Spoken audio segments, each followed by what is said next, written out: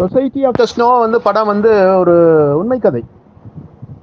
இந்த உண்மை கதையில் என்னன்னு கேட்டிங்கன்னா, இந்த ரக்பி நம்ம ஊர் கால்பந்தையே கையிலையும் அடிக்கலாம் கால்லையும் அடிக்கலாம், நமக்கு ரூல்ஸ் கிடையாது. அந்த ஊரில் வந்து கையில் எடுத்துகிட்டு ஓடுவாங்க. ரக்பி யூ நோ தட், நீங்கள் பார்த்துருப்பீங்க. நல்ல டஃப் கேம், ரொம்ப பாதுகாப்புடையெல்லாம் போட்டிருப்பாங்க.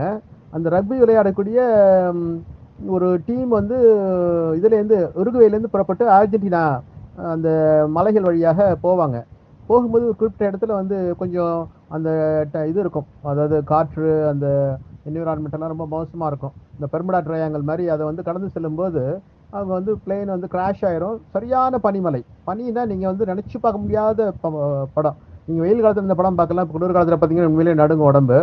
அதில் வந்து 16 பேரோ என்னமோ தான் அதில் பழைக்கிறாங்க. நான் வந்து இதனுடைய வர்ணனையாளரோ என்னுடைய முழு கருத்தோ சொல்லலை, ஒரு நண்பனாக இருந்து கதையை சொல்கிறேன். என்னன்னு பார்த்தீங்கன்னா, இந்த படம் ஒரு அதாவது மனித வரலாற்றில் வந்து பல கேள்விகளை எழுப்பியது. ஏன்னா அவங்க கூட இருந்த ஃப்ரெண்ட்ஸ் டெட் பாடியெல்லாம் சாப்பிட்டு தான் உயிர் படைப்பாங்க. அதுக்கு பிறகு அவங்க வந்து அப்படி இப்படின்னு வந்து சேருவாங்க. இது ஒரு மனதை வலிக்க செய்யக்கூடிய, மனதை வருடக்கூடிய ஒரு ஒரு உண்மை கதை. இதில் வந்து உண்மை கதை நடந்த பிறகு அதில் வந்து என்ன நன்மை என்ன தீமைங்கிறது சொசைட்டி ஆஃப் த ஸ்னோ பார்க்கக்கூடிய நண்பர்கள் நீங்களே